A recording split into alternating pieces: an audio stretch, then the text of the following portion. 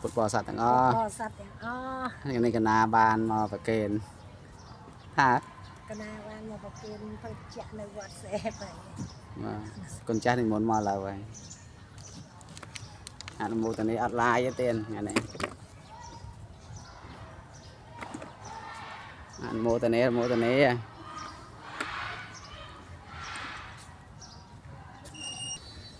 អនុមោទនាណែតងជ័យព្រះរហន្តហើយអង្គម្ចាស់ថ្លៃហើយញងចាំតារស់ស៊ីចាំតាមួយអង្គហ្នឹងណាហើយសង្ឃឹមទៅទឹកចិត្តពុទ្ធបរិស័ទបាទទឹកចិត្តបរិស័ទមាននៅសទ្ធានឹងបានរស់ហើយប្រសងនឹងទៀតអនុមោទនាទឹកប្រទាលទៀត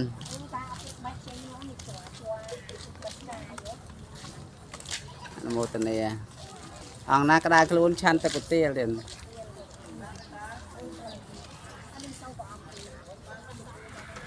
អូឪនៅតាអនុមោទនាអនុមោទនាអនុមោទនាបូនស្អាតណាស់ចាស់ថ្លៃហើយ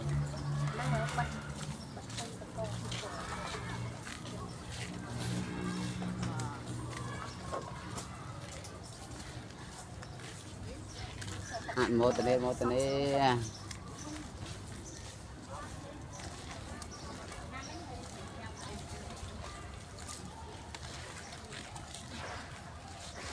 ទឹកប្រទាលទៀត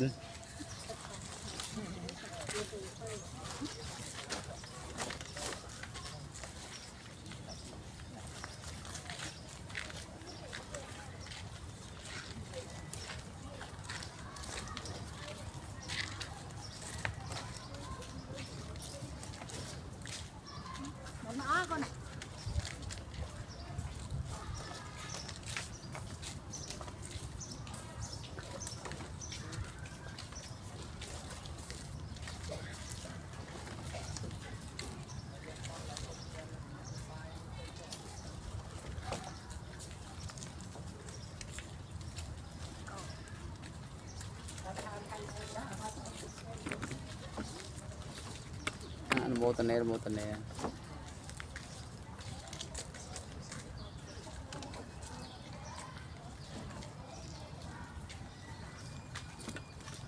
អង្គចាស់មុនន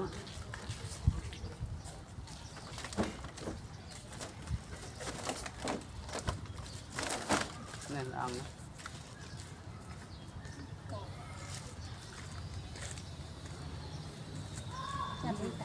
នេះខ្ញុំចូលទៅប្រទេសថៃដែរ